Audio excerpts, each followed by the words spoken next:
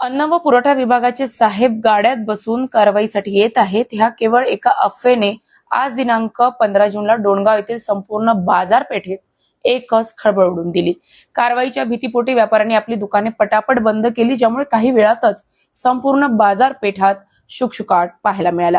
आज बाजारपेठेत कोणाकडून तरी कुणकुण लागली की अन्न व पुरवठा विभागाचे अधिकारी अचानक तपासणी आणि छापेमारी करण्यासाठी डोणगावात दाखल होत आहे.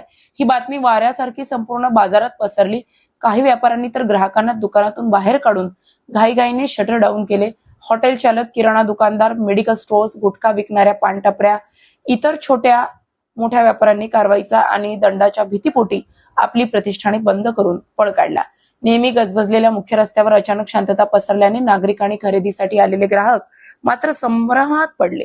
दुकान बंद करून तास 2 तास उलटले तरी गावात कोणतेही पथक किंवा अधिकारी आले नाहीत. अखेर काही व्यापाऱ्यांनी खात्री केली असता अशी कोणतीही अधिकृत कारवाई किंवा तपासणी नियोजित नव्हती, ही केवळ एक अफवा होती असे स्पष्ट झाले. व्यापाऱ्यांच्या या पळापळीमुळे दूरवरून बाजारात खरेदीसाठी आलेल्या ग्रामीण भागातील ग्राहकांना मात्र नाहक त्रासाला सामोरे जावे लागले. जीवनावश्यक वस्तू मिळणेही कठीण झाले होते.